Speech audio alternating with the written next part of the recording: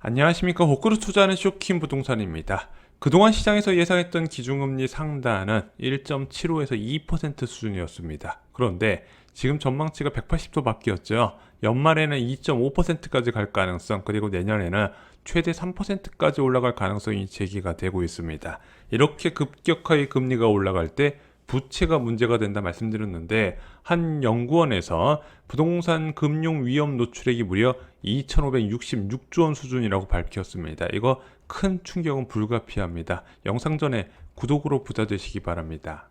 자, 여러분들 아시다시피 부동산 가격이 상승을 지속할수록 부채는 늘어납니다. 상승 초기에는 하락에 대한 경계감에 과도한 대출을 꺼리게 돼요. 그런데 장기간 상승한 이후에는 부동산을 안전자산으로 착각하고 과도한 대출에 의존을 한다는 부분이죠. 수도권 아파트는요, 2014년 이후에 무려 8년간 지속적인 상승세를 기록하게 됩니다. 이렇게 오랜 기간 상승을 하다 보면요, 당연히 대출 무서워 집 안 사면 바보 아니냐는 생각을 하게 된다는 거예요. 그래서 이런 생각이 모여서 2030 세대의 영끌 투자로 이어졌다는 부분이죠. 주택담보대출뿐만 아니라 신용대출, 연금담보대출에 가족 찬스까지 총동원하면서 아파트를 매수하게 된다는 겁니다. 왜? 지금까지 계속 상승해 왔고 앞으로도 상승할 거라 믿기 때문이죠.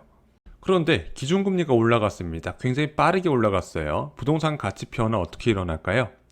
자, 기준금리 코로나19 상황에서 0.5%로 형성됐었고 예금금리는 0.8%였죠. 그런데 올 연말에 기준금리가 2.5%까지 올라가게 됩니다. 예금금리는 3%가 되겠죠. 자, 그러면 부동산 가치가 과연 예금금리 변화에 따라서 일어날 수 있을까요? 쉽게 예를 들어 보겠습니다. 꼬마 빌딩이 있어요. 수익률이 2.5%입니다.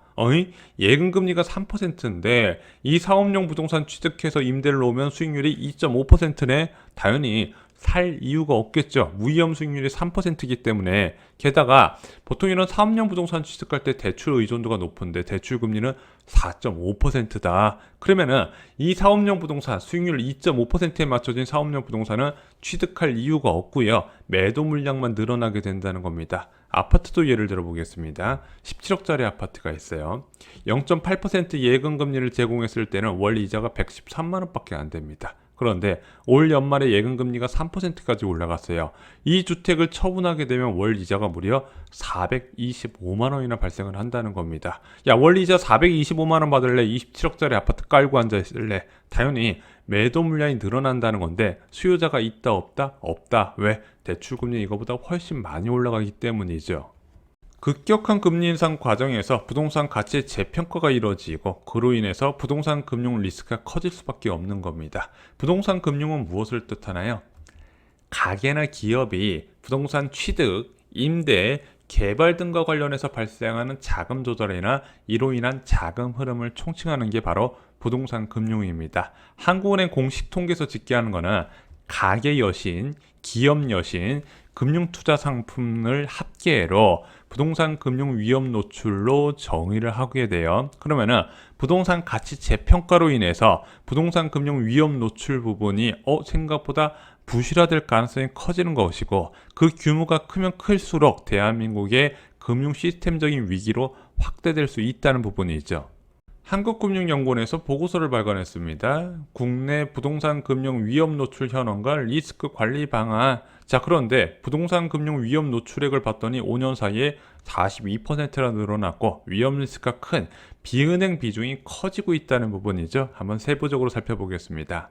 국내 부동산 금융 전체 위험 노출 규모는요, 4년 만에 42%로 확대된 2,566조 원으로 증가했습니다. 자, 그리고 이 연간 증가율을 보시면은 2018년에 6.9%, 2010년에 10.4%, 2021년에 12.4%로 부동산 가격 상승세가 확대될수록 증가율도 늘어난다는 게 보이실 겁니다. 자, 좀 구체적으로 살펴볼게요. 2,566조 원 어떻게 구성되어 있냐? 먼저 가계에서 부동산 관련 대출된 부분이 1,267조 원이고요. 기업 여신 부분, 부동산 관련 대출 부분이 997조 원, 그리고 금융투자 상품, 리츠 등에 포함된 부분이 307조 원 규모입니다. 가계 여신 부분이 거의 절반을 차지하게 되네요.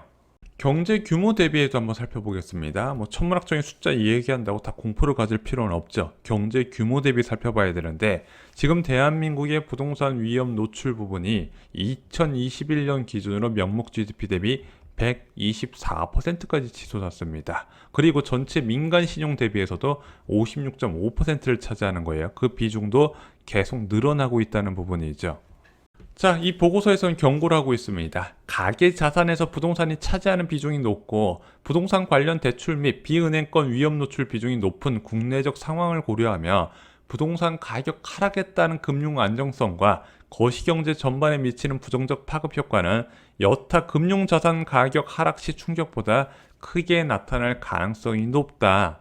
기준금리 인상 등 국내외 긴축 기조가 강화되고 금융 여건이 급속히 변화하고 있는 상황에서 부동산 금융 관련 리스크의 선제적 점검과 대응책 마련은 무엇보다 중요한 현안 과제다고 경고를 하고 있다는 부분이죠. 자, 이어 더불어서 섣부른 대출 규제 완화는 위험하다고 이야기를 한 거예요. 당연하죠. 전반적인 대출 규제 완화를 통해 위험 노출 규모를 키우기보다는 기존에 경직된 규제 체계를 정상화하는 차원의 점진적인 접근이 요구한다고 했고, 실제 지금 국토부하고 기재부에서도 이런 점진적인 접근을 이야기하고 있습니다. 같은 날 보고된 한국은행의 보고서에서도 이제 LTV 규제 완화 부분은 주택가격 상승 위험성을 높인다고 경고를 한 부분이죠. 이것 때문에 정부에서 지금 못 건들고 있는 거예요. 이런 상황에서 당장 이번 주에 금리 인상이 예정돼 있어요. 5월 26일 날 통화정책 방향 결정회의가 있거든요. 이 자리에서 금리 인상을 하는데 금리 인상은 이제 당연한 거고 빅스텝 0.5%포인트 50bp를 올리는 것도 우려해야 되는 상황이다. 지금 언론에서 이야기를 하고 있다는 거죠. 자, 만약 5월 금통위에서 빅스텝을 달성하게 된다면 대한민국 기준금리는 2.0%가 됩니다. 2014년 수준으로 금리가 올라가게 돼요.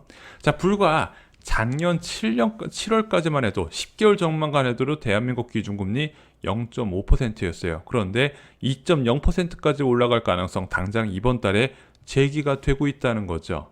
그런데 그런 빅스텝 가능성이 저 같은 부동산 시장을 부정적으로 보는 유튜버뿐만 아니라 지금 채권 전문가들 사이에서도 심상치 않게 나오고 있다는 겁니다. 자, 빅스텝이 필요하다고 하는 주장의 근거는 무엇일까요? 자, 5월 금통위에서 금리를 0.25%포인트 올리게 되잖아요. 그럼 미국은 기준금리가 1.0%니까 한미 기준금리 차이가 0.75%입니다. 6월 금통위는 없어요. 그런데 6월달과 7월달 FOMC가 있는데 여기서 50bp씩 빅스텝을 단행할 가능성이 높아지고 있습니다. 미국의 금리가 2%가 되네. 한국은 기준금리가 1.75%, 미국은 2% 될 확률이 높기 때문에 그러면은 7월달에 대한민국도 금리는 올려야겠다. 누구나 생각할 수 있는 부분입니다. 그런데 현재 환율을 감안하면 이렇게 대응하는 것이 문제가 있다는 의견이 있어요. 지금 환율이 1270원이죠. 그나마 떨어져서 이 정도 수준인데 지금 이창용은행 총재는 자, 한국과 미국의 금리가 역전돼도 자본 유출 적을 거라고 생각했고 저도 그렇게 봤거든요. 근데 불안한 징후가 계속 나오고 있다는 겁니다. 그 대표적인 징후가 바로 환율이라는 부분이죠. 그럼 이렇게 환율이 불안할 때는 미국 금리 인상에 선제적으로 대한민국 통화 정책을 대응해야지 이번에 25bp 0.25%포인트 올리게 되면 쫓기면서 금리를 올리게 되잖아. 그게 신흥국 입장에서 별로 모양새가 좋지 않다는 의견이 크다는 거죠.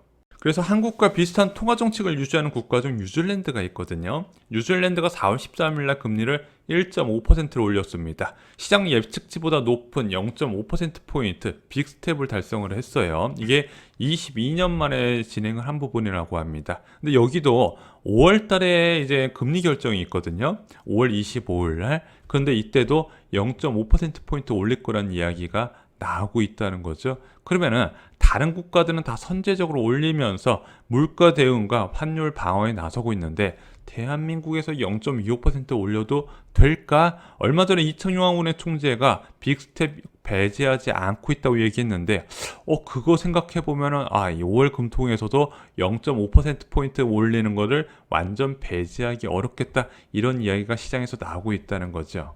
이번 금통에서 어떤 결과가 나오든 기준금리는 매매 시장에 충격을 줄 수 있는 수준까지 올라갈 것으로 예상이 됩니다. 기준금리 1.75%부터는 매매 시장에 공급이 늘어난다 말씀드렸죠. 왜? 예금금리가 2.3%나 되기 때문에 그동안 막대한 시세 차익을 얻은 투자자 입장에서는 이제는 현금으로 받아도 되겠구나 자신감이 생길 수 있다는 거고 매물이 늘어날 수 있다는 겁니다. 그렇게 되면 저는 그나마 나름은 상승 기대감도 급속히 꺼질 거, 지금 일기 신도시를 비롯해서 거래가 늘어나면서 좀 주택가격 상승을 기대하는 분들이 많은데 이 정도 수준에서 꺼질 거라고 보는 부분이죠. 그리고 그 기대감이 꺼진 지 한 6개월이 지나면 부동산 시장은 크게 달라질 거라고 여러 차례 말씀을 드렸습니다. 그래서 이번 침체는 2023년부터 2024년 상반기까지는 일단 예측이 된다는 부분이죠. 쇼킹 부동산에서 신갈이 나왔습니다. 긴축 상황에서도 존재하는 로또 분양 굉장히 많이 나오게 될 겁니다. 그렇게 많이 나오게 되는 로또 분양 공급 정보와 이 아파트에 당첨되는 꿀팁을 제가 총정리해 두었습니다. 처약으로 인생이 달라질 수 있다는 거 잊지 마시고요. 이상으로 영상 마치겠습니다. 좋아요, 구독, 공유 꼭 부탁드립니다. 감사합니다.